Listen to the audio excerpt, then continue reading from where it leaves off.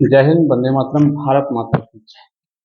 और भैया आज सबसे पहले हम लोग चर्चा करने वाले हैं जो अभी सबसे ज़्यादा ट्रेंड में है, सबसे ज़्यादा चर्चा में है, इजराइल अमेरिका ईरान युद्ध।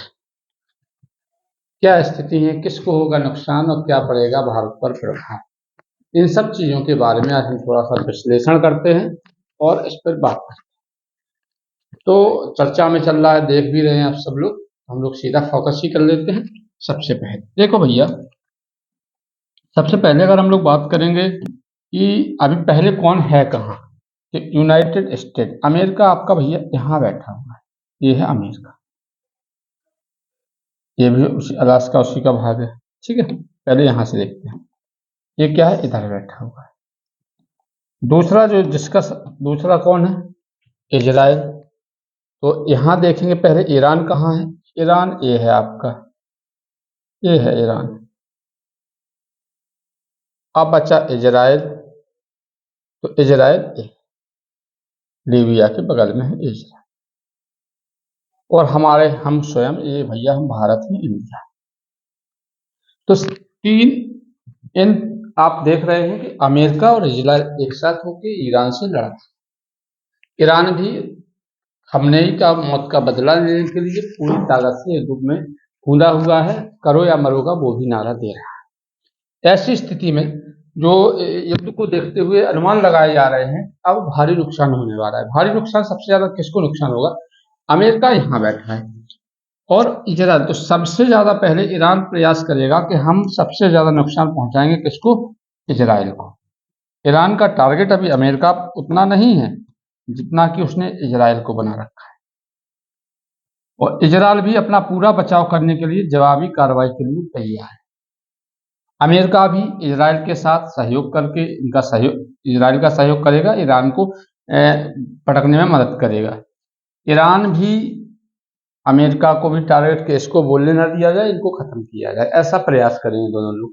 जैसे अभी अभी आपने देखा कि अगर हम इजराइल की बात करें तो इजराइल प्रौद्योगिकी क्षेत्र से बहुत मजबूत है। जनसंख्या में तो कम है, लेकिन प्रौद्योगिकी, वायु, तीनों साथ एक साथ अटैक करने बहुत ही माहिर। मतलब तीनों, कोई देश किसी से कम नहीं है। अमेरिका और अगर इजराइल एक होते हैं और एक होकर लड़ ही रहे हैं, तो कहीं ना कहीं ईरान को काफी नुकसान का सामना करना पड़ेगा। ठीक है, वहीं अगर हम इजराइल की बात करें तो देखो, युद्ध किसी भी देश के लिए पॉजिटिव तो होते नहीं है, नुकसान तो सबको करना है।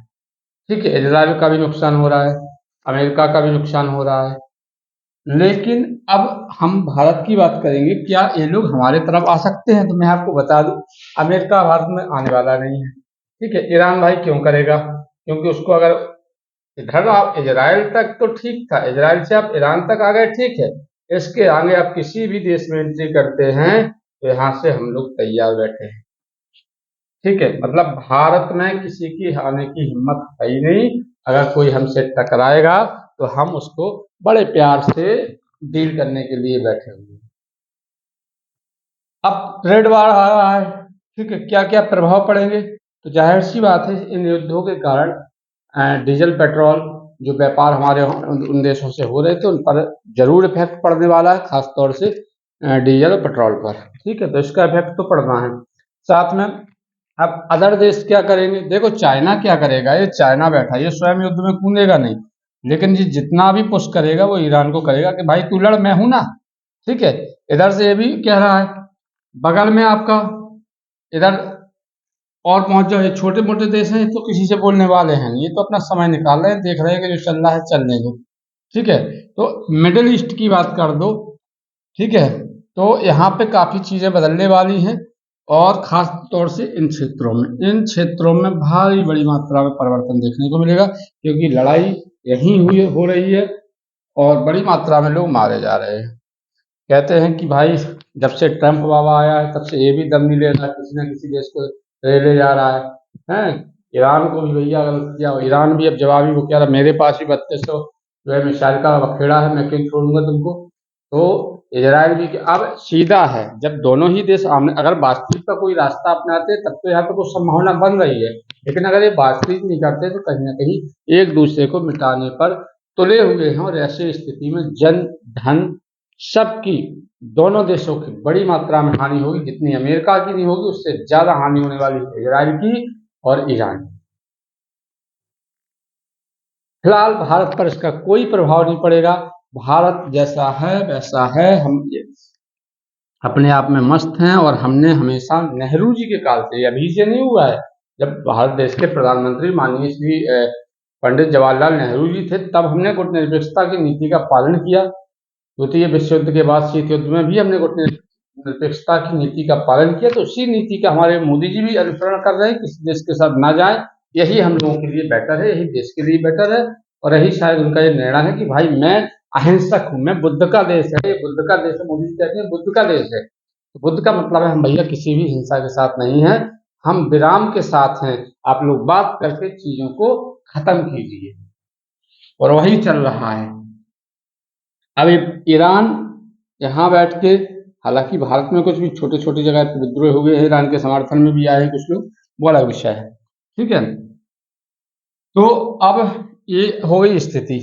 ऐसी स्थिति के बाद काफी जो प्रभाव पड़ेंगे। अब आपको ये बताना है भाई कि भारत को किस देश के साथ जाना चाहिए। भारत को किस देश के साथ जाना चाहिए? इजराइल के साथ, अमेरिका के साथ। इजराइल अमेरिका संयुक्त रूप से लड़ रहे हैं तो एक ही नाम दे सकते हैं, या ईरान के साथ। ये आप विश्लेषण करिए। नेक्स्ट वीडियो में मैं आपको दूंगा कहाँ कितनी हानि है, क्या और कहाँ कहाँ से हमें लाभ है, कहाँ कहाँ से हानि। ये तो अभी सिर्फ एक आपको बताया है कि हम यहाँ, ये ईरान बैठा हुआ है, ये इजराइल है, ये अमेरिका है, ये हम इंडिया है, ये चाइना है, ठीक है। बाकी और भी सारे देश अपने अपनी जगह पर हैं। किन किन देश, और ये देश क्यों नहीं बोल रहे भाई, ये देश इनकी मदद क्यों नहीं कर रहे हैं? कारण है, ईरान की मदद के लिए उनके पड़ोसी और उनके जो है इस्लामिक कंट्री देश क्यों नहीं आ रहे हैं? उसका कारण है कि बिना मतलब के तुमने उनके ऊपर, उनके घर में भी मिसाल मार ली। अब भाई हम बैठे हैं, हम खाना खा रहे देख रहे हैं, हमें छत पे मिसाल गिर गई, भाई हम तुम्हारी मदद क्यों करेंगे?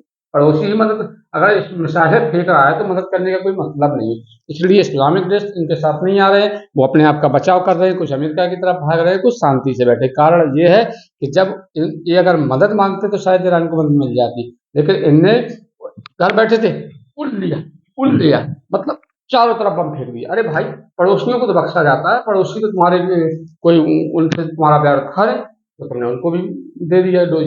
तो सीधी सी बात है, अब वो मदद करने के लिए इनके साथ नहीं आने वाले हैं, ठीक है। अब बड़ी मात्रा में अब केवल राजनीतिक जो शक्तिशाली है वो एक दूसरे को पुश करने का काम करेंगे कि भाई तू लड़ मैं तेरे साथ हूँ, तू लड़ मैं तेरे साथ हूँ। ऐसी स्थिति अभी बनी हुई है, अभी बहुत खतरनाक स्थिति 2 से 3 दिन में बनने वाली है अगर ये युद्ध विराम नहीं होता है तो। और एक चिंता का विषय है, ठीक है। संपूर्ण मानव प्रजाति में ऐसे युद्ध ना तो उचित है ना ही होने चाहिए, ठीक है। चलिए देखते हैं आगे क्या होता है नजारा। मिलते हैं फिर अगले वीडियो में। जय हिंद, बंद।